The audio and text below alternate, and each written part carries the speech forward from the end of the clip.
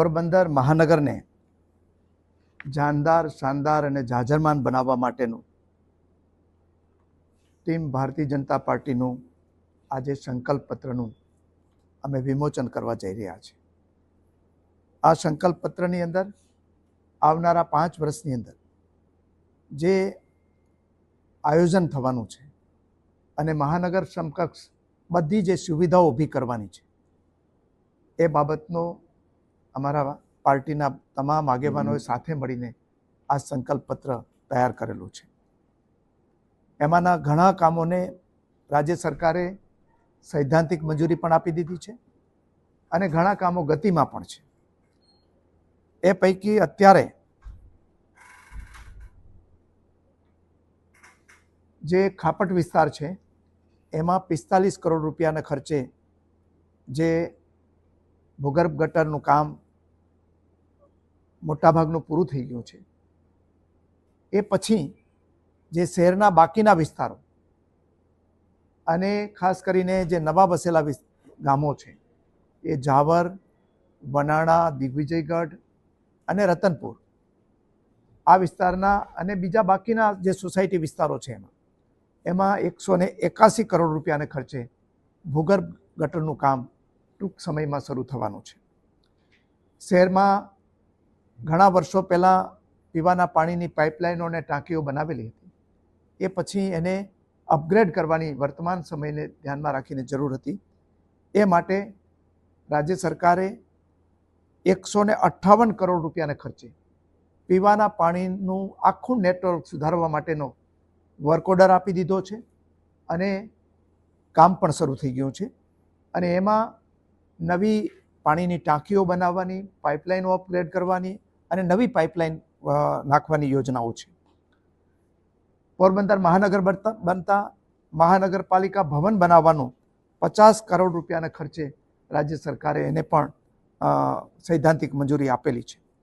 આપણા શહેરમાં એક પણ ટાઉન હોલ નથી, એટલે 65 કરોડ રૂપિયાના ખર્ચે 900 સીટની કેપેસિટીનો આપણે નવો ટાઉન હોલ બનાવવા પણ જઈ રહ્યા છીએ। એ ઉપરાંત જે શહેરનો ઘન કચરો નીકળે છે એને એકઠો કરીને, એનું સેગ્રીગેશન કરીને એનો ઉપયોગ, પુનઃ ઉપયોગ થઈ શકે, રિસાયકલ કરી શકાય, એના માટે 38 કરોડ રૂપિયાની યોજના આપણે ત્યાં મંજૂર થયેલી છે।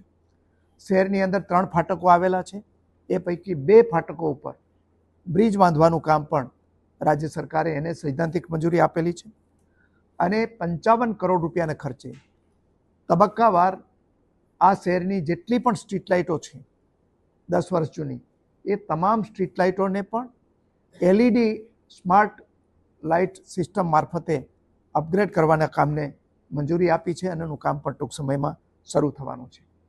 શહેરની અંદર આવેલી શાક માર્કેટો છે એને અપગ્રેડેશન કરવાના કામને મંજૂરી આપેલી છે।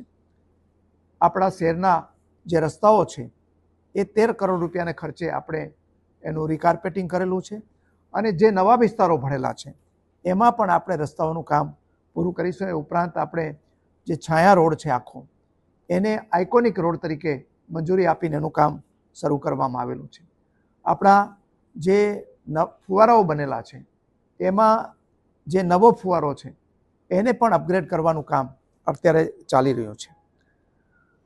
અહીંયા આપણે ત્યાં એક સ્ટેટ લાઇબ્રેરી જે ટ્રસ્ટ સંચાલિત હતી, નગરપાલિકાની કે આપણી પોતાની કહી શકાય એવી મહાનગરપાલિકાની એક પણ લાઇબ્રેરી નહોતી।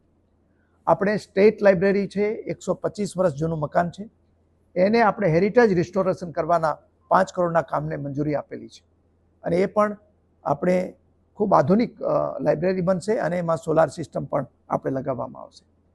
એ ઉપરાંત આપણે 11 કરોડ રૂપિયાના ખર્ચે પક્ષી અભયારણ્યની બાજુમાં નવી લાઇબ્રેરી, આધુનિક લાઇબ્રેરી મહાનગરપાલિકા બનાવવા જઈ રહી છે। બીજી લાઇબ્રેરી રાજ્ય સરકાર પોતે બનાવવા જઈ રહી છે, એ આપણી જે રિવરફ્રન્ટ છે એની બાજુમાં આપણી 15 કરોડ રૂપિયાના ખર્ચે એ પણ લાઇબ્રેરી બનવાની છે। આપણે ત્યાં દરેક વોર્ડની અંદર એક આધુનિક ટોયલેટ કોમ્પ્લેક્સ બનાવવામાં આવશે, જે આંતરરાષ્ટ્રીય કક્ષાના ધોરણો સાથે ત્યાં બનાવીશું આપણે। નરસંગ ટેકરી પાસે આપણે જે સ્પ્લિટ ફ્લાયઓવર બ્રિજ છે એ બ્રિજની નીચેની જે જગ્યાઓ છે એ જગ્યાઓ પર આપણે sports complex, recreation centre, parking અને ગાર્ડન પણ આપણે ત્યાં બનાવવાનું પ્લાન કરેલું છે. આપણું સુકાળા તળાવ છે એ અગાઉ પોરબંદર નગરને પીવાના પાણીની સપ્લાય કરતા હતા. એ પછી એ તળાવને છોડી દેવામાં આવ્યું હતું. એ તળાવને ઊંડું પહોળું કરીને આપણે જે રાજકોટની અંદર અટલ સરોવર છે એ ધોરણે આપણે આ સરોવરને, આ તળાવને પણ વિકસાવવાનું અને રિક્રિએશન સેન્ટર ત્યાં ઊભું કરવાનું આપણે આયોજન કરેલું છે. નવી ચોપાટીને અપગ્રેડ કરી રહ્યા છે. એ ઉપરાંત આપણે નવો રિવરફ્રન્ટ બનાવવાનું પણ આયોજન કરેલું છે. ધરમપુરની અંદર આપણે ઝુઓલોજિકલ પાર્ક, જે પ્રાણી સંગ્રહાલય છે, એ બનાવવાનું આયોજન પણ આપણે આવતા 5 વર્ષમાં કરવા જઈ રહ્યા છે. આ મહત્વની યોજનાઓ જે આપણે વિચારેલી છે શહેર માટે, એ આપણે એનું અહીંયા આપણી સમક્ષ જાહેરાત કરેલી છે. બાકીની જે યોજનાઓ છે, રોજગારીને લક્ષી હોય કે બીજી કોઈ યોજના હોય, એ આપણે એનો પણ આ સંકલ્પ પત્રની અંદર સમાવેશ થાય છે. નાની બીજી ઘણી યોજનાઓ પણ છે, એ તમે સંકલ્પ પત્રમાં જોઈ શકશો. પોરબંદર એક પર્યટન ધામ બની શકે એમ છે, અને પર્યટન ધામ બને આપણે ત્યાં તો સ્વાભાવિક રીતે આપણી રોજગારીની તકો, વેપાર ધંધાની તકો ખૂબ ઉજળી બને. એ માટે આ આપણે આની અંદર સંકલ્પ પત્રની અંદર સમાવેશ કરેલો છે. તમને બધાને ખ્યાલ છે કે પોરબંદર જ્યારે નગર હતું ત્યારે આપણે માત્ર એક ચીફ ઓફિસરની જગ્યાઓ જે બીજી નગરપાલિકાઓને મળે છે એ રીતે મળતી હતી, અને એમાં પણ એક ચીફ ઓફિસર છે 2-3 નગરપાલિકાના ચાર્જમાં હોય છે. હવે ચીફ ઓફિસર દરજ્જાના લગભગ 8 જેટલા અધિકારીઓની જગ્યા અહીંયા મંજૂર થયેલી છે. એ પૈકી આપણે 4 જેટલાએ તો અત્યારે જવાબદારી પણ સંભાળી લીધેલી છે. ચીફ ઓફિસરની જગ્યા અપગ્રેડ કરીને કમિશનર રેન્કની બનાવવામાં આવી છે, એટલે કલેક્ટર દરજ્જાના અધિકારી હવે કમિશનર તરીકે આપણે અહીંયા નિમાયેલા છે. એટલે વહીવટી સુવિધાઓ પણ ખૂબ અનુકૂળતા થઈ છે. સાથે સાથે આપણે દરેક વોર્ડની અંદર આપણે વોર્ડ કચેરી પણ બનાવવાના છે. આપણા 13 વોર્ડ છે, 13 વોર્ડ કચેરી બનશે. એ પૈકી અત્યારે ખાપટની અંદર વોર્ડ કચેરીનું કામ ચાલી રહ્યું છે, અને બાકી ધરમપુરની અંદર એક સિવિક સર્વિસ સેન્ટર, સેવા કેન્દ્ર છે, એનું નિર્માણ પણ આગામી દિવસોમાં કરીશું. જે ગ્રાન્ટ અત્યાર સુધી નગર તરીકે મળતી હતી એના કરતાં 5-6 ગણી ગ્રાન્ટ આપણે મહાનગર તરીકેમાં મળવાની છે. અને આ બધી સુવિધાઓ આપવા માટે હું રાજ્યના મુખ્યમંત્રી આદરણીય ભૂપેન્દ્રભાઈ પટેલનો ખૂબ આભાર માનું છું કે આપણે મહાનગર આપ્યું, અને સાથે સાથે ખૂબ મોટી આર્થિક સહાય પણ આપણા શહેરને કરી રહી છે. પણ આપ સૌનું મારફતે મારે ધ્યાન દોરવાનું છે કે કોઈ પણ કામ સિવિલ વર્ક આપણે હાથમાં લેતા હોઈએ ત્યારે પહેલાં જમીન મેળવવાની પ્રક્રિયા થતી હોય, જમીન મળી જાય એના પછી આપણે એના પ્લાન, એસ્ટિમેટ વગેરે મંજૂરી કરવાની હોય, અને એના પછી કામ શરૂ થતું હોય છે.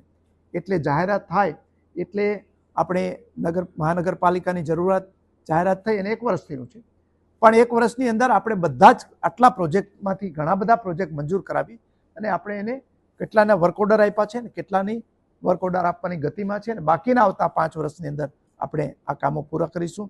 અને એ સાથે પોરબંદરને આપણે માત્ર દેશના નકશામાં નહીં પરંતુ વિશ્વના નકશામાં છે જ, તો એને એ કક્ષાનું નગર બનાવવાને આપણે સૌ સાથે મળીને પ્રયાસ કરીશું. તમારા સૌનો આભાર.